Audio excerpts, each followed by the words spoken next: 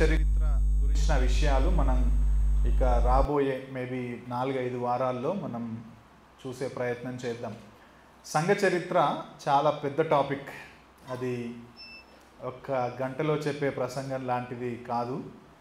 ఎందుకంటే దాదాపు 2000 సంవత్సరాల చరిత్ర గురించి మనం మాట్లాడుతున్నాం. కాబట్టి చాలా పెద్ద సబ్జెక్టు. మనకు ఉన్న 15 గంటల్లో దాన్ని పూర్తిగా ప్రతి డీటెయిల్ని కవర్ చేస్తామా అంటే చేయకపోవచ్చు. కానీ మెయిన్ పాయింట్స్, చరిత్రలో అతి ప్రాముఖ్య ఘట్టాలు, ప్రాముఖ్యమైన పాత్రలు, ప్రాముఖ్యమైన సంఘటనలు, వీటన్నింటిని మాత్రం మనం తప్పకుండా జ్ఞాపకం చేసుకొని ధ్యానించే ప్రయత్నం చేద్దాం.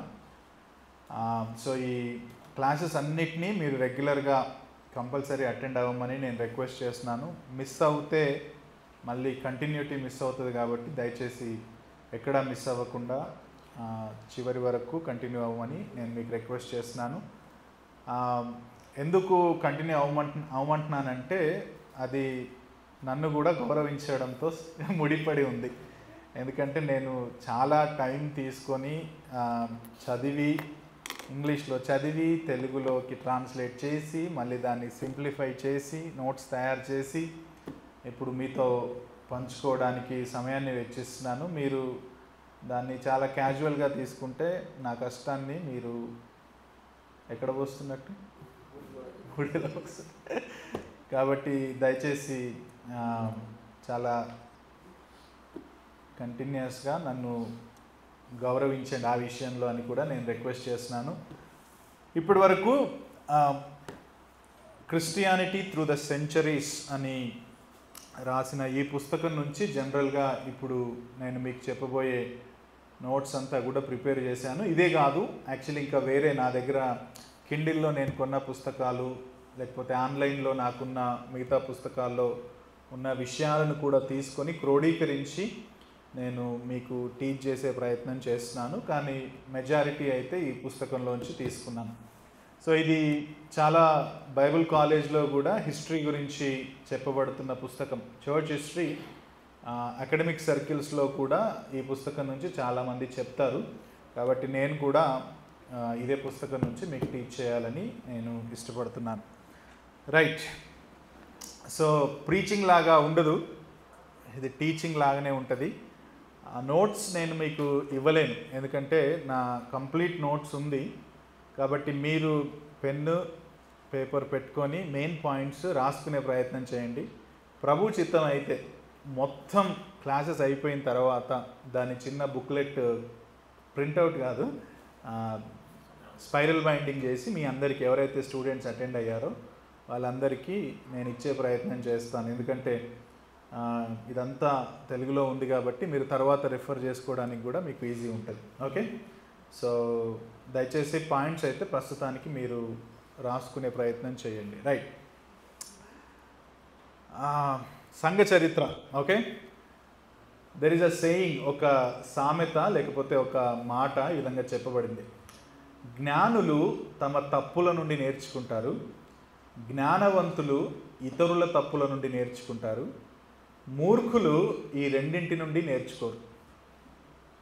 ఓకే, మూర్ఖులు రెండింటి నుంచి నేర్చుకోరు. సో సంఘ చరిత్ర లేకపోతే ఏ చరిత్ర అయినా మనకేం సహాయం చేస్తుందంటే మనం మూర్ఖులుగా ఉండకుండా సహాయం చేస్తుంది. The reading of history, any history మనల్ని ఏం చేస్తుందంటే మనం ఫూలిష్గా ఉండకుండా మనకు హెల్ప్ చేస్తుంది. అందుకే ఇంకొక సేయింగ్ కూడా ఉంది: గతాన్ని గుర్తుపెట్టుకొని వాడు దానిని మళ్ళీ ఏం చేస్తాడు? రిపీట్ చేస్తాడు, పునరావృతం చేస్తాడు, లేకపోతే రిపీట్ చేయడానికి ప్రోత్సహించబడతాడు. కాబట్టి మనం జ్ఞానులుగా ఉండాలంటే, ఓకే, వైజ్ పీపుల్గా ఉండాలంటే we have to read the history. చరిత్ర మనం తప్పకుండా చదవాలి. సో క్రిస్టియన్స్గా మనకున్న చరిత్ర ఏంటంటే సంఘ చరిత్ర. ఒక క్రైస్తవ విశ్వాసిగా జ్ఞానవంతంగా ఉండాలి, లేకపోతే క్రీస్తు ఉద్దేశించిన విధంగా మనం ఈ లోకంలో ప్రస్తుతం జీవించాలన్నా మనం చదవాల్సింది ఏంటంటే మన సంఘ చరిత్ర. ఎందుకు సంఘ చరిత్ర చదవాలని నేను మీకు 5 రీజన్స్ చెప్తాను. ఆ తర్వాత మనం మెయిన్ టాపిక్స్లోకి వెళ్దాం. సంఘ చరిత్రను చదవడం అంటే ఎప్పుడో పాత, అంటే మనకంటే ముందున్న కాలంలో ఉన్న ట్రూత్స్ని లేకపోతే అప్పుడున్న డేట్స్ని చదవడం మాత్రమే కాదు. ఓకే, మీకు 5 పాయింట్స్ తర్వాత చెప్తాను. ఇవి 5 పాయింట్స్ కాదు, దానికి ఇంకా ఎక్స్ట్రా నోట్స్ ఇవి. సో సంఘ చరిత్ర చదవడం అంటే మన పాతలో మన పూర్వీకులు చెప్పిన సత్యాలు కావచ్చు, లేకపోతే ఆ తేదీల్లో జరిగిన సంఘటనలు అవి మాత్రమే చదవడం కాదు. కానీ సంఘ చరిత్రను చదవడం అంటే తరతరాలుగా దేవుని నమ్మకత్వాన్ని చదవడం. To study the faithfulness of God. దేవుడు ఏ విధంగా మన ముందు తరాల్లో నమ్మకత్వంగా పనిచేశాడో చదవడమే సంఘ చరిత్రను చదవడం. ఒకవేళ ఇంకా సంఘ చరిత్రలో మనం ఏం చూస్తామంటే కొన్ని తరాలుగా సువార్త యొక్క సత్యం ఏ విధంగా భద్రపరచబడింది, సువార్త ఏ విధంగా సేఫ్ గార్డ్ చేయబడ్డది, లేకపోతే సువార్త ఏ విధంగా డిఫెండ్ చేయబడ్డది. డిఫెండ్ అంటే తెలుసా? ప్రొటెక్ట్ చేయబడడం, సమర్థించబడడం. ఓకే, సో సువార్త ఏ విధంగా భద్రపరచబడ్డది, సువార్త ఏ విధంగా సమర్థించబడ్డదో కూడా మనం సంఘ చరిత్రలో చదువుతాం. విశ్వాసులు, మనకంటే ముందున్న విశ్వాసులు శ్రమల గుండా ఎలా వెళ్ళారు, సంస్కరణ ఏ విధంగా జరిగింది సంఘం. కొన్నిసార్లు చరిత్రలో ఉజ్జీవాలు జరిగాయి. ఓకే, ఉజ్జీవం ఏ విధంగా జరిగింది. ఇవన్నీ జరిగినప్పుడు కూడా మన ముందు తరాల్లో ఉన్న విశ్వాసులు తమ విశ్వాసాన్ని గట్టిగా ఎట్లా పట్టుకున్నారో కూడా మనం చదువుతాం సంఘ చరిత్రలో. ఇన్ని హింసల గుండా వెళ్ళినా, ఇన్ని సమస్యల గుండా వెళ్ళినా, ఉజ్జీవం గుండా వెళ్ళినా వాళ్ళు ఏ విధంగా స్ట్రాంగ్గా తమ విశ్వాసాన్ని కాపాడుకున్నారో కూడా మనం సంఘ చరిత్రలో చదువుతాం. ఇంకొక ప్రాముఖ్యమైన విషయం ఏంటంటే మనం ఎస్పెషల్లీ మన జనరేషన్లో, మోడర్న్ జనరేషన్లో మనం చాలా ప్రశ్నలు అడుగుతూ ఉంటాం క్రైస్తవ్యానికి సంబంధించి. శ్రమల గుండా వెళ్ళినప్పుడు సువార్త సంబంధం, విశ్వాస సంబంధం చాలా క్వశ్చన్స్ మనకు ఉంటాయి. సో సంఘ చరిత్ర మనం చదివితే మనకు హెల్ప్ ఏం దొరుకుతుంది అంటే ఈ ప్రశ్నలు అడిగిన వాళ్ళలో మనం మొదటోళ్ళం కాదు.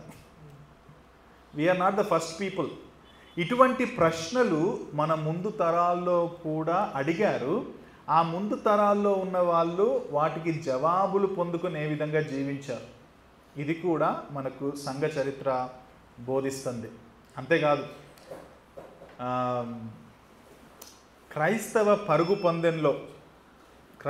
పరుగు పందెంలో మనము మాత్రమే ప్రయాణం లేకపోతే పరిగెడుతున్న వాళ్ళం కాదు. మన ముందు కూడా బైబిల్ ప్రకారమైన మాటను వాడాలంటే ఏమున్నారు? విశ్వాస సమూహం ఉంది.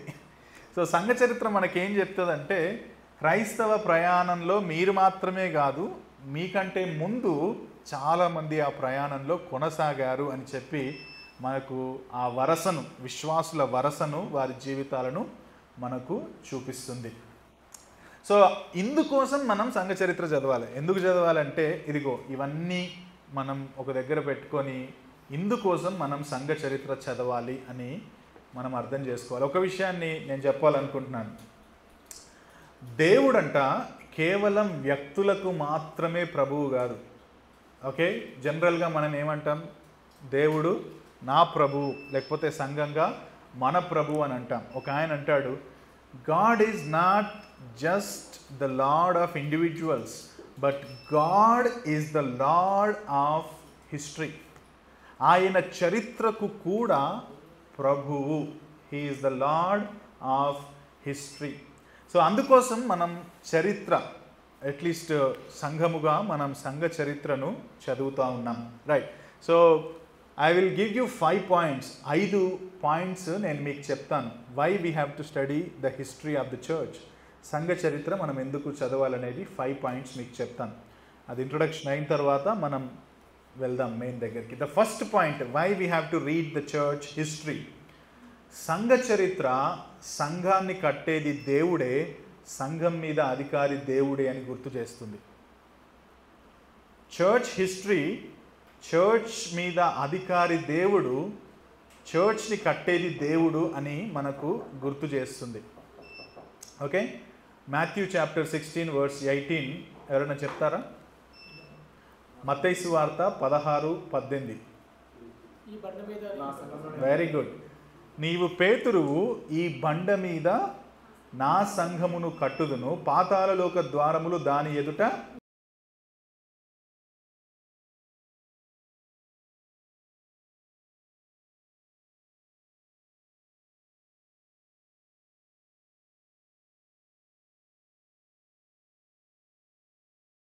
పదహారవ అధ్యాయం 18వ వచనంలో చెప్పిన నా సంఘము అని చెబుతున్నది 2025. ఈరోజు డేట్ ఎంత? 5/7/2025. సో ఆ రోజు నుంచి ఈ రోజు వరకు దేవుడు ఆ వాగ్దానాన్ని ఏ విధంగా నెరవేరుస్తూ వచ్చాడనేదే మనం చదువుతున్నాం సంఘ చరిత్రలో. నా సంఘాన్ని కడతానని ఆ రోజు చెప్పాడుగా. అప్పటి నుంచి ఈరోజు వరకు హిస్టరీలో దేవుడు తన సంఘాన్ని ఎలా కడుతున్నాడు, తన సంఘం మీద తన అధికారిగా ఎట్లా పనిచేశాడనేది మనం చర్చ్ హిస్టరీలో చూస్తాం. 16వ అధ్యాయం 18లో ఆ మాట అన్నాడు యేసుక్రీస్తు ప్రభుల వారు, నా సంఘాన్ని నేను కడతాను.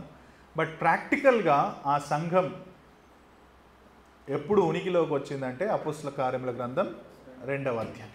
2వ అధ్యాయంలో మొదలైన ఆ సంఘం ఈరోజు వరకు దేవుడు ఏ విధంగా, ఎన్నో ఇష్యూస్ జరిగాయి, చర్చెస్ డిస్టర్బ్ అయ్యాయి, చర్చ్కి హింస కలిగింది, but still God is building the church. And ఈ బిల్డింగ్ పరిచర్య, దేవుడు సంఘాన్ని కట్టే పరిచర్య ఎప్పటిదాకా కొనసాగుతుంది? ఆయన రెండోసారి వచ్చేదాకా కొనసాగుతుంది. సో ఈ మధ్యలో ఉన్న టైంని మనం సంఘ చరిత్ర అని డిఫైన్ చేయొచ్చు. ఎట్లా కడుతున్నాడు దేవుడు, ఎట్లా అధికారిగా నియంత్రణ కలిగి ఉన్నాడు. మనం చూసాం కదా, ఈ sovereign over is church and places and situations. So దేవుడు ఏ విధంగా అన్ని సమయాల్లో నియంత్రణ కలిగి పనిచేశాడనేది సంఘ చరిత్రలో మనం చూస్తాం. అది ఫస్ట్ పాయింట్, అందుకోసం మనం చరిత్ర చదువుతాం. రెండవది, సంఘ చరిత్ర మన ముందున్న విశ్వాసుల విశ్వాస జీవితాన్ని మనకు చూపిస్తుంది. ఇంతకుముందు మనం అనుకున్నాం కదా, మనం ఒంటరి వారం కాదు, మనం ఏదో న్యూ పీపుల్ కాదు, మనకంటే ముందు ఎవరున్నారు? విశ్వాసుల సమూహం ఉంది. సో చరిత్ర చదివినప్పుడు మనకేం లభిస్తుంది అంటే, వాళ్ళ విశ్వాస జీవితంలో వాళ్ళు ఏ విధంగా జీవించారు ప్రాక్టికల్గా అనేది మనకు చాలా క్లియర్గా అర్థమవుతుంది. జనరల్గా చెప్పాలంటే, ఇప్పుడు ఒక రెగ్యులర్ క్రిస్టియన్స్ దగ్గరికి వెళ్ళి మనం అడిగితే చరిత్రలో కొంతమంది పేర్లు చెప్పు అంటే ఏం పేర్లు చెప్తుండొచ్చు జనరల్గా? కేరీ, ఓకే, విలియం కేరీ గారు. ఇంకొంచెం Charles Spurgeon, Martin Luther. Okay, ఫేమస్గా చెప్పాలంటే మార్టిన్ లూథర్. సో మనం ఒక 5 లేదా 10 పేర్ల దగ్గర ఆగిపోతాం జనరల్గా. కానీ it's not about just those 10 people or 20 people. There are multitude 2000 సంవత్సరాల చరిత్రలో ఎంతోమంది ప్రజలు ఉన్నారు, ఎంతోమంది యొక్క జీవితాలు ఉన్నాయి. వాళ్ళు ఏ విధంగా జీవించారు, వాక్యం కోసం ఏ విధంగా ప్రయాసపడ్డారు, ఇవన్నీ మనకు ఎక్కడ తెలుస్తాయంటే సంఘ చరిత్ర చదివితే తెలుస్తుంది. ఒక ఆయన అన్నాడు, జనరల్గా మనం చర్చ్ హిస్టరీ మాట్లాడాలనుకుంటే జనరల్గా వెళ్ళేది రిఫర్మేషన్ టైంకి. ఏది 1517 మార్టిన్ లూథర్ 95 థీసిస్ విటెన్బర్గ్లో ఉన్న చర్చ్ బిల్డింగ్ మీద కొట్టినప్పుడు, దాని తర్వాత చర్చ్ రిఫర్మేషన్ స్టార్ట్ అయింది. రోమన్ కెథాలిసిజం నుంచి ప్రొటెస్టెంట్ మూవ్మెంట్ స్టార్ట్ అయింది అనేది జనరల్గా మనందరికీ ఐడియా. కానీ ఆయన అంటాడు, ఐ థింక్ సింక్లర్ ఫెర్గ్యూసన్, ఆయన అన్నాడు, that's only the 25% of the history, because you are going back to 500 years. Okay, there is another 75%, 2000 సంవత్సరాలు కదా మొత్తం. సో ఇంకా 75% of the history we don't know. We only talk about Martin Luther and Reformation, but there is 75%. ఆ 75%లో కూడా దేవుడు ఏ విధంగా పనిచేశాడు, విశ్వాసులు ఏ విధంగా విశ్వాస జీవితాన్ని గడిపారు, ఇదంతా మనకి ఎక్కడ లభిస్తుంది అంటే చర్చ్ హిస్టరీలో లభిస్తుంది. Okay, and the third thing, ఎందుకు మనం సంఘ చరిత్ర చదవాలి అంటే, దిస్ ఈజ్ వెరీ ఇంపార్టెంట్. మనం వాక్యాన్ని ఎలా అర్థ వివరణ చేయాలో కూడా మనకు సంఘ చరిత్ర నేర్పిస్తుంది. How to interpret the Bible. మీకు విషయం చెప్పనా, ఇప్పటికీ కూడా 2025 మనకు మోడర్న్ జనరేషను, మన ముందు తరాల్లో చాలా మనకు రిసోర్సెస్ ఉన్నాయి, కానీ ఇప్పటికీ కూడా చాలామంది సర్మన్ అంతా ప్రిపేర్ చేసుకున్న తర్వాత, సర్మన్ అంతా ఓకే అయిన తర్వాత కూడా రెఫర్ చేయాలంటే ఎక్కడికి వెళ్తారో తెలుసా? బయటికి అంటే నా ఉద్దేశం చర్చ్ హిస్టరీలో ఎక్కడో పాత వాళ్ళు రాసిన దాంతో సరిపోల్చుకుంటారు. ఇప్పుడు మాథ్యూ హెన్రీ ఇప్పటైనా కాదుగా, చార్ల్స్ స్పర్జన్ ఇప్పటైనా కాదుగా, అగస్టీన్ 4th century 3rd centuryయా 4th century అగస్టీన్. అంటే సర్మన్ టు సర్మన్ కాకపోయినా we ascribe to people's thoughts. ఇప్పుడు అగస్టీన్ ఏమన్నాడు ఎలక్షన్ గురించి అనేది ఇంకా మనం రెఫర్ చేస్తామా కదా? So we still go back, ఎందుకంటే those are the people who rightly interpreted the scripture. Okay, Martin Luther దగ్గరికి వెళ్తాం, స్పర్జన్ దగ్గరికి వెళ్తాం, వాళ్ళందరి దగ్గర నుంచి ఇప్పుడు ఎక్కడికి వస్తున్నాం? పైపర్ దగ్గరికి, మెకార్థర్ దగ్గరికి మనం వస్తున్నాం. సో మన ఇంటర్ప్రిటేషన్ రైట్ ఉందా లేదా కూడా మనం సరిపోల్చడానికి మనం ఏం చదవాలంటే చర్చ్ హిస్టరీ. నీ నీ నీ సర్మన్ 95% నీకు కరెక్ట్ అనిపించిన, ఓకే, నీకు కరెక్ట్ అనిపించిన, if it is not in line with the people who interpreted in the past church హిస్టరీలో, then there is some problem. So అందుకని మన స్టాండర్డ్ని, మన ఇంటర్ప్రిటేషన్ స్టాండర్డ్స్ని కూడా హెల్ప్ఫుల్గా టూల్గా వాడాలంటే మనం దేన్ని రిఫర్ చేయాలంటే చర్చ్ హిస్టరీ. ఇప్పుడు ఇప్పటికీ actually one of the famous books reform సర్కిల్స్లో అగస్టిన్ రాసిన కన్ఫెషన్స్, అండ్ విల్ గురించి మార్టిన్ లూథర్ రాసిన bondage of the will, and John Bunyan గారి pilgrim's progress. So these are the ఏమంటారు జ్యువెల్స్. అండ్ క్యాల్విన్ గారు రాసిన institutes of Christian religion, Jonathan Edwards రాసిన sinners in the hands of the angry God. So ఇవన్నీ gems అన్నమాట. So ఇవన్నీ ఎటుపోతున్నాం మనం మళ్ళీ హిస్టరీ. సో మన ఇంటర్ప్రిటేషన్ రైట్గా ఉందా లేదా చూసుకోవడానికి కూడా చర్చ్ హిస్టరీ చదవడం చాలా చాలా ఇంపార్టెంట్. 4వ విషయం, ఎందుకు మనం సంఘ చరిత్ర చదవాలంటే, మన ముందున్న చర్చ్, మన ముందున్న విశ్వాసులు అబద్ధ సువార్తలను, అబద్ధ బోధలను ఎలా ఖండిస్తూ వచ్చిందో కూడా మనకు సంఘ చరిత్ర చదివితే తెలుస్తుంది. ఈ ఫాల్స్ టీచర్స్, ఫాల్స్ ప్రీచర్స్ ఇప్పటి ప్రాబ్లం కాదు సంఘానికి. ఓకే, ఎప్పటి ప్రాబ్లం ఇది? ఎప్పుడు మొదలైంది ఫాల్స్ ప్రీచర్స్? యేసుప్రభు ఉన్నప్పుడే. Okay, Acts of the Apostles, అపోస్తల కార్యముల గ్రంథంలో, తర్వాత పత్రికల్లో, ఎర్లీ చర్చ్లోనే అబద్ధ బోధలు, అబద్ధ బోధకులు ఉన్నారు.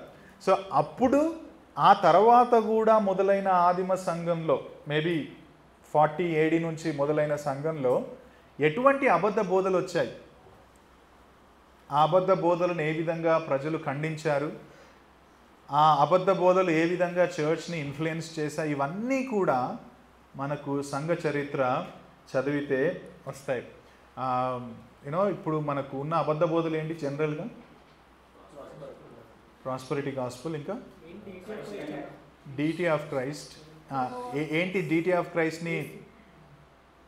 ఆఫ్ క్రైస్ట్ని కౌంటర్ చేస్తున్న అబద్ధ బోధలు ఏవి ఇప్పుడు? ఏం? యెహోవా సాక్షులు, ఓకే, మార్మోన్స్, ఓకే, ఇంకా church of Christ, seventh day Adventist, ఇవన్నీ ఇప్పుడు. ఓకే, కానీ వీటన్నింటికి ముందే ఇదే ఇష్యూస్లో అబద్ధ బోధలు ఆదిమ సంఘంలో ఉన్నాయి. ఇప్పుడు ఏరియనిజం అనే ఒక అబద్ధ బోధ ఉంది. ఏంటి ఏరియనిజం అంటే, వాళ్ళు యేసుక్రీస్తును దేవునిగా నమ్మరు, డిటీ ఆఫ్ క్రైస్ట్ని వాళ్ళు నమ్మరు. సో దాంట్లోంచి వచ్చిందే ఒక రకంగా జెహోవా విట్నెసెస్. కొన్ని అబద్ధ బోధలు ట్రినిటీని నమ్మవు, మోడలిజం. ఓకే, సో ఇప్పుడు మనం మాట్లాడుకుంటున్న అబద్ధ బోధలన్నీ కూడా ఈరోజు పుట్టినవి కావు, ఈరోజు కొత్తగా పుట్టినవి కావు. ఇవన్నీ కూడా ఆదిమ సంఘంలోనే పుట్టాయి. అవి పేర్లు మార్చుకొని మన సంఘాల్లో, మన తరాల్లో ఉన్నాయి. కానీ these are the same false teachings that were there in the early church. So ఇప్పుడు మన సంఘ చరిత్ర చదివితే మనకేం తెలుస్తుంది అంటే వాళ్ళు వాటిని ఎట్లా ఎదుర్కొన్నారు, వాటిని ఎదుర్కొని కూడా క్రీస్తు సత్యాన్ని ఎట్లా ప్రకటించారు, ఆ అబద్ధ బోధనను ఏ విధంగా ఖండించారు అనేది మనకు చరిత్ర తెలుస్తుంది. ఒక ఆయన ఈ విధంగా అన్నాడు, కొత్త రకాల క్రైస్తవులు అంటే న్యూ చర్చ్ మూమెంట్స్ ఏమైనా మనం చూస్తే అవన్నీ కూడా ఏమంటున్నాడంటే పాత రకానికి చెందిన దుర్బోధకులు మాత్రమే. ఒక న్యూ చర్చ్ మూమెంట్ చూసామంటే పాత తరానికి చెందిన దుర్బోధకులు. New kinds of Christians are really just old kinds of heretics. New kinds of Christians really just old kinds of heretics. కాబట్టి అబద్ధ బోధలకు సంబంధించిన అవగాహన కావచ్చు, వాటిని ఎలా ఎదుర్కోవాలనేది కూడా మనకు సంఘ చరిత్ర బోధిస్తుంది.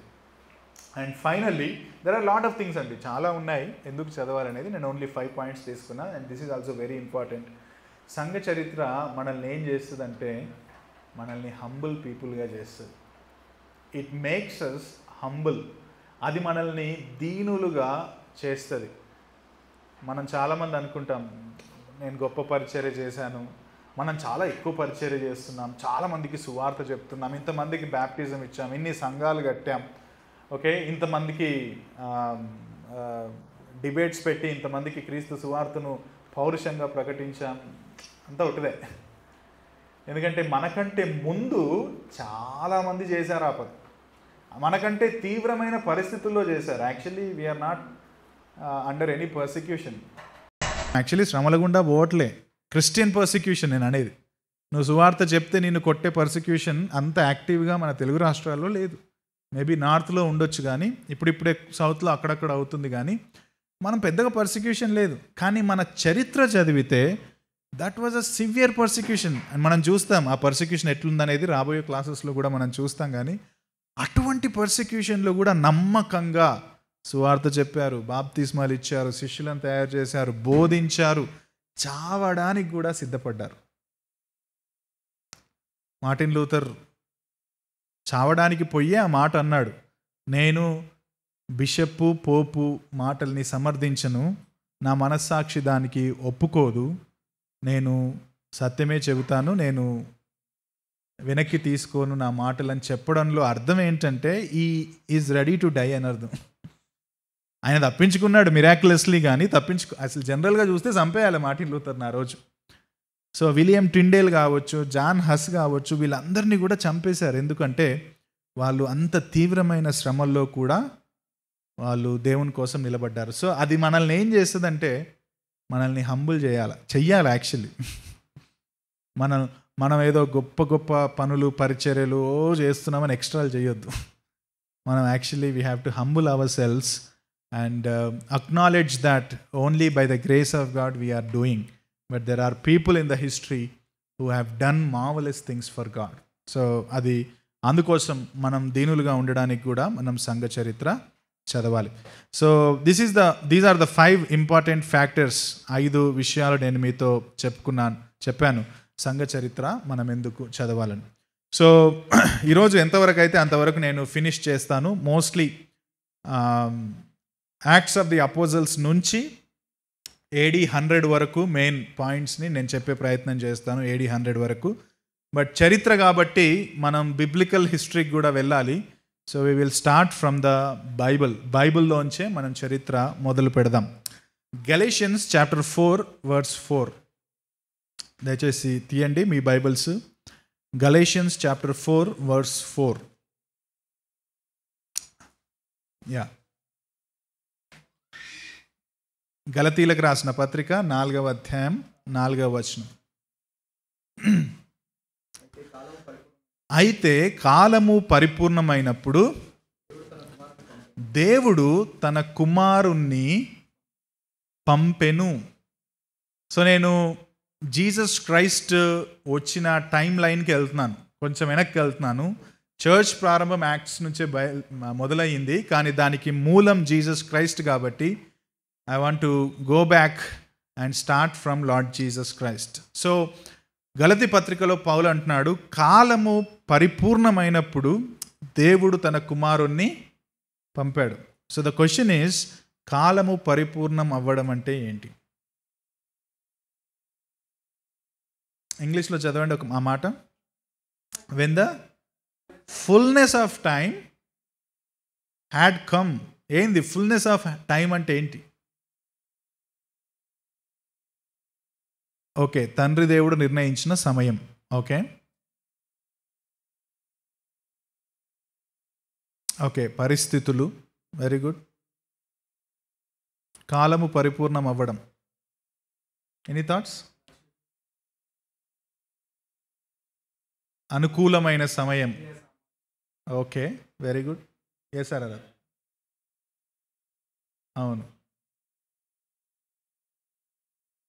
Yeah, right right. యా, సామాజిక, రాజకీయ, సాంస్కృతిక పరిస్థితుల అనుకూలత. ఓకే, సో ఒక్కొక్కటిగా నేను మీకు చెప్పే ప్రయత్నం చేస్తాను. సో కాలము పరిపూర్ణం అవ్వడం అంటే చైతన్య చెప్పినట్టుగా క్రీస్తు ఈ లోకానికి రావడానికి దేవుడు లోకాన్ని సిద్ధం చేయడం.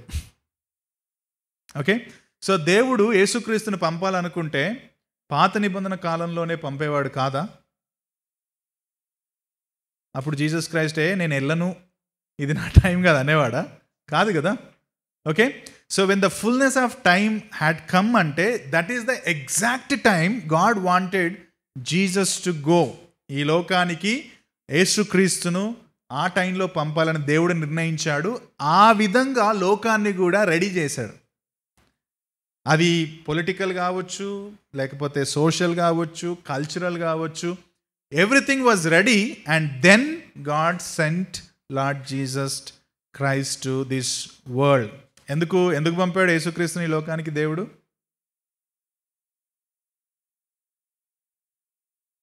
పాపులను రక్షించుటకు. హిస్టరీలో చెప్పు, ఇంకొంచెం వెనక్కి వెళ్ళి. Very good, right, very good. వచ్చావు, దగ్గరికి వచ్చావు. యా, 3:15 ఆదికాండం 3:15. ఆదాము హవ్వలు మొదట పాపం చేసినప్పుడు వాళ్ళకు శిక్షగా ఆయన శిక్ష విధించినప్పుడు ఇచ్చిన వాగ్దానం అది. ఓకే, ఎవరిని పంపిస్తాను? సీడ్, స్త్రీ సంతానమునకును సర్ప సంతానమునకు వైరం పెట్టుదును, అతడు నీ తల మీద కొట్టును. ఎవరది? జీసస్ క్రైస్ట్ గురించిన ప్రామిస్ అది. సో అది ఫుల్ఫిల్ చేయడానికి లోకాన్ని ఇప్పటిదాకా సిద్ధం చేశాడు.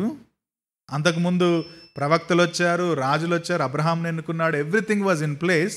అండ్ ఆ వాగ్దానాన్ని నెరవేర్చడానికి కరెక్ట్ సమయంలో, కాలము సంపూర్ణమైన ఆ సమయంలో యేసుక్రీస్తుని ఈ లోకానికి దేవుడు పంపినట్టుగా మనం చూడొచ్చు.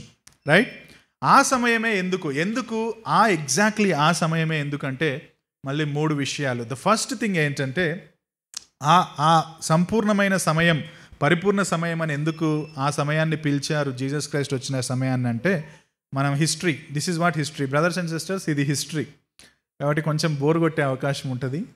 మిమ్మల్ని మీరు ప్రోత్సహించుకోండి, పురికొల్పుకోండి. రైట్, ఫస్ట్ థింగ్ ఏంటంటే రోమా సామ్రాజ్యం ఒకే చట్టం కలిగి ఒక స్థిరమైన రాజ్యంగా పరిపాలిస్తున్న సమయం అది.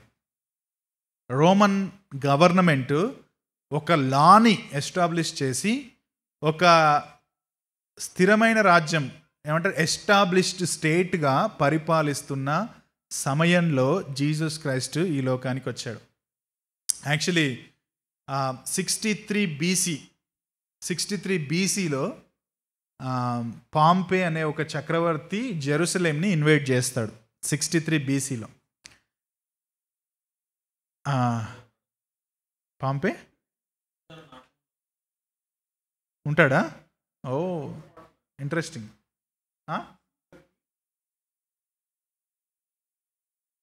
ఓ, రైట్. యాక్చువల్లీ ఇక్కడ జూడియా ప్రాంతంలో ఒక సివిల్ వార్ జరిగింది. సివిల్ వార్ జరిగితే వీళ్ళలో ఉన్న ఇద్దరు, వాళ్ళ పేరు హైక్రానస్ అనేది ఉంటుంది, వాళ్ళు వెళ్ళి రోమ్ని హెల్ప్ అడుగుతారు. రోమ్ని హెల్ప్ అడిగితే పాంపే వచ్చేసి ఇన్వైట్ చేస్తాడు, జూడియాని ఇన్వైట్ చేస్తాడు. ఇన్వైట్ చేసి ఆ ఇద్దట్లో ఉన్న హైక్రానస్ అనే ఒక వ్యక్తిని హై ప్రీస్ట్గా పెట్టి, ఈయన జూడియాని మొత్తం ఏలడం మొదలు పెడతాడు. సో ఇది 63 BCలో జరిగింది. రోమ్ ఇన్వేడ్ చేసి హైక్రనస్ని హై ప్రీస్ట్గా పెట్టేసి ఇప్పుడు రోమన్ ప్రావిన్స్ కింద జూడియా ఒక స్టేట్ లాగా ఫంక్షన్ అవ్వడం మొదలేసింది. అంతకుముందు ఇండిపెండెంట్గా ఉండే, ఇప్పుడు రోమ్ ఇన్వేడ్ చేసింది, ఇప్పుడు పాంపే రూల్ చేస్తున్నాడు.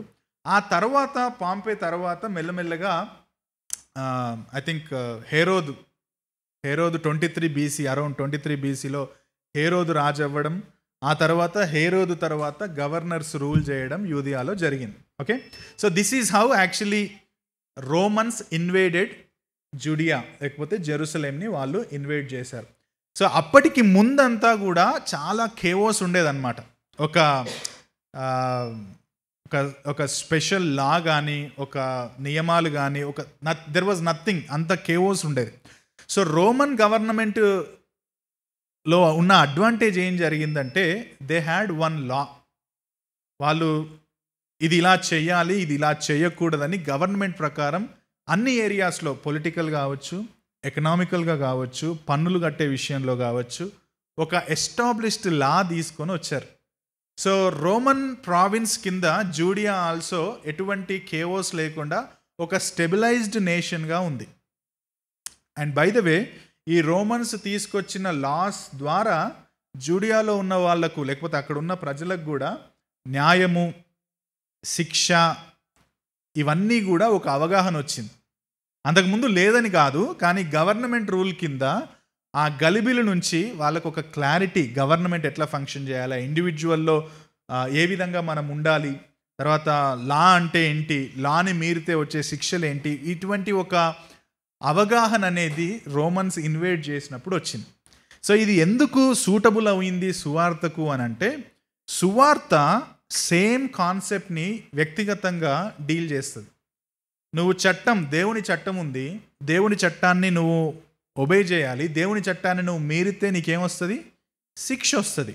సో అది నువ్వు తప్పించుకోవాలంటే నీకు రక్షకుడు కావాలి, లేకపోతే క్షమాపణ కావాలి అన్న ఒక ఎన్విరాన్మెంట్ని క్రియేట్ చేయడానికి అటువంటి రోమన్ గవర్నమెంట్ ఆ ప్రాంతంలో, ఆ సమయంలో ఎస్టాబ్లిష్ చేసింది. సో ఒకే చట్టం కలిగి స్థిరమైన రాజ్యంగా పరిపాలించడం అప్పుడు జరిగింది. దాన్ని యాక్చువల్లీ 27 BC నుంచి 180 AD వరకు ఉన్న కాలాన్ని రోమన్ పీస్ అంటారు. దాన్ని పాక్స్ రోమానా, మీరు గూగుల్లో కొట్టి కూడా చూడండి, Pax Romana, that is a peaceful stabilized Roman government ఒక రకంగా అని దాన్ని పిలుస్తారు. సో అటువంటి సమయంలో సువార్తకు మంచి అవకాశం దొరుకుతుంది అని చెప్పేసి ఆ బ్యాక్గ్రౌండ్ని వన్ ఆస్పెక్ట్గా మనం చూస్తాం, కాలము పరిపూర్ణం అవ్వడం అనేది. రెండవది, ఎప్పుడైతే రోమన్స్ ఇన్వైట్ చేసి రోమన్స్ గవర్నమెంట్ అయిందో డెవలప్మెంట్ చాలా శరవేగంగా జరిగింది. సో ఈ రోమన్లు ఫస్ట్ థింగ్ చాలా బాగా ఏం చేశారంటే రోడ్స్ వేశారు, మంచి మంచి రోడ్లను కట్టారు. ఈ రోడ్లు ఎట్లా అంటే అన్ని ఎంపరర్ వైపు, అన్ని ఏరియాస్లోంచి రోమ్కి వెళ్ళేటట్టుగా రోడ్స్ చాలా బాగా కట్టారంట. All roads lead to Rome. తర్వాత దాన్ని లండన్కి చేశారు. All roads lead to London అని లండన్కి చెప్తారు అది. సో చక్కని రోడ్లు వేశారు. ఎప్పుడైనా సరే ఏదైనా స్టేట్లో రోడ్లు వేస్తే ఏం జరుగుతుంది? బిజినెస్, వర్తక వ్యాపారాలు జరుగుతాయి. అండ్ ఆల్సో స్పోర్ట్స్ గేమ్స్ జరిగేవి, అప్పటి నుంచి జరిగాయి గేమ్స్. కొలోజియం, మీరు రోమన్ కొలోజియంలో ఆటలు జరిగేవి. సో వర్తక వ్యాపారాలు, క్రీడలు, ఇవన్నీ కూడా చాలా చురుకుగా పనిచేయడం ప్రారంభించాయి. దాదాపుగా 2 లక్షల మైళ్ళ రోడ్లు వేశారట రోమన్ ప్రావిన్స్ టైంలో. 2 lakhs miles ఆఫ్ రోడ్స్ అప్పట్లో వేశారట. సో సువార్త ఒక ప్రదేశం నుంచి ఇంకొక ప్రదేశానికి రీచ్ అవ్వడానికి ఇది చాలా ఉపయోగపడ్డది.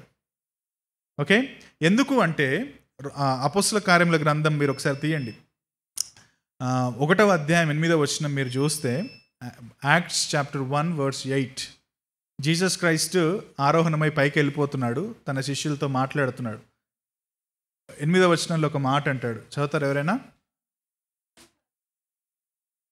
వచ్చినప్పుడు గనుక యెరూషలేములోను అంటే ఇప్పుడు వాళ్ళు ఉన్న ప్లేస్లో, ఎవరు? క్రైస్తవులు ఉన్న ప్లేస్. Okay, జెరూసలేములోను, right. యూదయ సమరయ దేశంలోను. సమారియా అనేది జూయిష్ కంట్రీ కాదు. Okay, that's a gentile place అది. ఓకే, సో ఇప్పుడు దేవుడు ఏమంటున్నాడు, జీసస్ క్రైస్ట్ ఏమంటున్నాడు, మీరు కేవలం యెరూషలేములోనే కాదు, యూదయ, సమరయ అండ్ ఆల్సో భూదిగంతములు అంటే ఎక్స్టెండెడ్ వరల్డ్ మొత్తానికి. ఇప్పుడు అటు సైడ్ మీరు విస్తరించి నాకు సాక్షులు అవుతారంటే the gospel will go from here to the ends of the world అని అర్థం. అంతేనా? ఇంకేమైనా ఉందా దాని అర్థం? అంతే కదా. ఇక్కడ నుంచి సువార్త యూదయ, సమరయ, ఎండ్స్ ఆఫ్ ద వరల్డ్. ఓకేనా? సో ఇది ప్రాక్టికల్గా మొదలయ్యేది ఎక్కడ అంటే జూడియా నుంచి ముందు సమరయ చుట్టుపక్కల ప్రాంతాలకు వెళ్ళాలి. సో అక్కడికి వెళ్ళాలంటే ఫస్ట్ థింగ్ ఏం కావాలంటే ట్రాన్స్పోర్ట్ కావాలి. సో దేవుడు కరెక్ట్ టైంలో, అంటే ఆ విధంగా ప్రిపేర్ చేసి ఆ టైంలో పంపాడు. ఒక historian, one of the trusted historian, church historian ఎవరంటే బ్రూస్ షెల్లీ. ఆయన బుక్ కూడా మీకు ఏమైనా దొరికితే చూడండి. ఆయన ఏమన్నాడంటే చాలా బాగా చెప్పాడు, సింపుల్ ఉంది కానీ ప్రొఫౌండ్ ట్రూత్ ఇది. దేవుడు మొదట రోడ్లను వేయించాడు, పిదప తన సందేశాన్ని పంపించాడు. ఎంత ప్రొఫౌండ్ ట్రూత్ అది. ఫస్ట్ రోడ్స్ వేయించాడట, then he sent Lord Jesus Christ and through the gospel he sent the message to the entire world. So అది రెండవ వాతావరణం, కాలము పరిపూర్ణం. మూడవది ఏంటంటే లాంగ్వేజ్. రోమన్స్ ఎక్కువగా మాట్లాడే భాష లాటిన్. ఓకే, మీరు వెనక్కి వెళ్ళి చూస్తే ఫొటోస్లో రోమన్ చట్టాలు కావచ్చు, గవర్నర్స్, కింగ్స్ కావచ్చు, వాళ్ళ మీద ఉన్న ఇన్స్క్రిప్షన్స్ ఉంటాయి కదా బండల మీద, అవన్నీ కూడా లాటిన్లో రాయబడతారు. ఇంకోటి రోమా నాణాలు ఉంటాయి కదా, వాటి మీద ఇన్స్క్రిప్షన్స్ కూడా లాటిన్ మీద ఉంటాయి. కానీ మెల్లగా ఈ గ్రీక్ భాష, జనరల్గా ఈ రోమన్ భాష, లాటిన్ భాష పెద్ద పెద్ద వాళ్ళు అఫీషియల్స్ మాట్లాడే వాళ్ళంట. కానీ కామన్ లాంగ్వేజ్ జనరల్గా ఇక్కడ ఉండేదంతా గ్రీక్. ఈ అమ్మా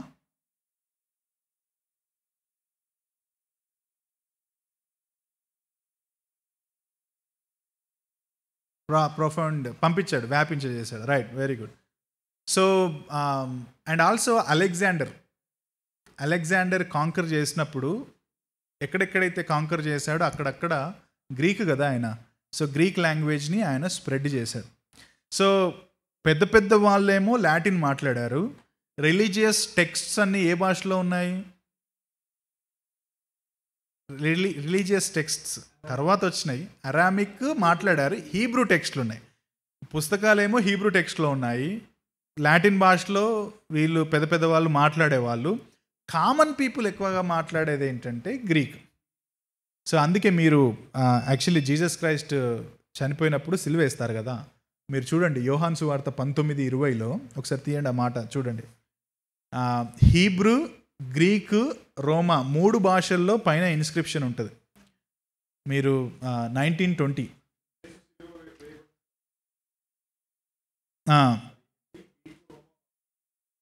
హెబ్రీ, గ్రీక్, రోమా. ఓకే, సో అంటే డిఫరెంట్ ఉన్నారు. సో హీబ్రూ టెక్స్ట్లు ఉన్నాయి, హీబ్రూ కొంచెం మాట్లాడారు ఎందుకంటే జూస్ కదా వాళ్ళు. అండ్ గ్రీక్ వచ్చింది. అండ్ ఈ కామన్ పీపుల్ మాట్లాడే గ్రీక్నే కోయినే గ్రీక్ అంటారు. ఓకే, అండ్ చాలా ట్రేడింగ్ బాగా అటు ఇటు ట్రేడింగ్ అవ్వడంలో ఈ కోయినే గ్రీక్ చాలా ఎక్కువగా వ్యాప్తి చెందింది. ఎందుకంటే గ్రీక్ భాషలో మాట్లాడితేనే బిజినెస్ అవుతుంది. ఇప్పుడు మన దగ్గర తమిళియన్స్ వచ్చి ఇవి పెట్టుకుంటారు షాపులు, aloo chips. Tamilians and Malayali aloo chips పెట్టుకుని, banana chips, hot chips. Rajasthan వాళ్ళందరూ స్వీట్ షాప్, వాళ్ళు వచ్చి రాజస్థాన్లోనో లేకపోతే వీళ్ళు వచ్చి తమిళ్లోనో ఎందుకు ఓడిది కుందు కూడా అన్నాడు అనుకో, ఎవడు కొంటాడు? సో వాళ్ళు ఇక్కడికి వచ్చి ఫస్ట్ నేర్చుకోవాల్సింది ఏం నేర్చుకుంటారు ట్రేడింగ్లో, బిజినెస్ కావాలంటే? కొందరు అంటే అట్లీస్ట్ తెలుగు కాకపోయినా హిందీ రావాలి కదా, మన కామన్ లాంగ్వేజ్ హిందీ కదా. సో ట్రేడింగ్కి common language is very important. And that's how this Koine Greek చాలా చాలా ఎస్టాబ్లిష్ అయ్యింది. Okay, and by the way అదే గ్రీక్ లాంగ్వేజ్లో న్యూ టెస్టిమెంట్ రాశారు, అదే గ్రీక్ లాంగ్వేజ్లో న్యూ టెస్టిమెంట్ ఆథర్స్ మాట్లాడారు. జీసస్ క్రైస్ట్ కూడా అరమాయిక్ అండ్ గ్రీక్ను కూడా మాట్లాడినట్టుగా మనం చూస్తాం. So language was universal. Actually అప్పట్లో ప్రపంచవ్యాప్తంగా అతి ఎక్కువగా మాట్లాడే భాష గ్రీక్ అంట. So language was universal. మెల్లమెల్లగా యూనివర్సల్ లాంగ్వేజ్గా గ్రీకు స్ప్రెడ్ అవుతున్న సమయం అది.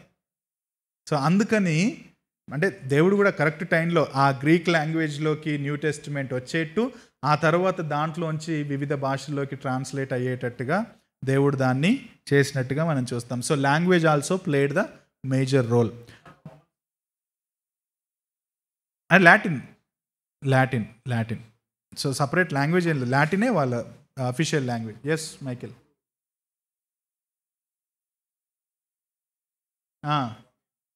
రైట్.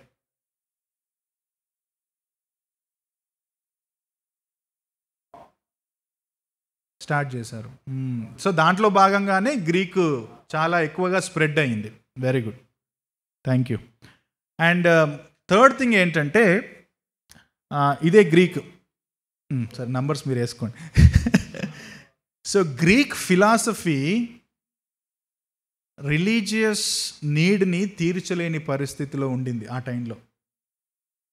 గ్రీక్ ఫిలాసఫీ, గ్రీకు తత్వము రిలీజియస్ నీడ్ అంటే ఆత్మీయమైన స్థితిని తీర్చలేని పరిస్థితి ఉండింది అప్పుడు ఎక్కువ గ్రీక్స్లో ఎవరు మనకు పేర్లు కనబడేవి? సోక్రటీస్, అరిస్టాటిల్ తర్వాత వచ్చాడు అనుకుంటా. Socrates and Plato. వాళ్ళ తత్వము, అందుకే బైబిల్లో కూడా మాట ఉంది కదా, Jews were after miracles, signs and wonders. Greek were after knowledge, philosophy, Gnosticism అంటాం దాన్నే మనం. Okay, so they were after knowledge అనమాట, అక్వైరింగ్ ఫిలాసఫీ. చాలా చదివేవాళ్ళు. సో సోక్రటీస్, ప్లేటో చాలా వాళ్ళ టీచింగ్స్ స్ప్రెడ్ చేశారు, వాళ్ళ ఆలోచన దృక్పథాన్ని ఆ టైంలో స్ప్రెడ్ చేశారు, వీళ్ళందరూ before Christ. So Socrates and Plato వాళ్ళు చెప్పిన తత్వం ఏంటంటే, చూడండి, అందుకే దాన్ని తెలుసా ఫిలాసఫీ అని దేన్ని అంటారు?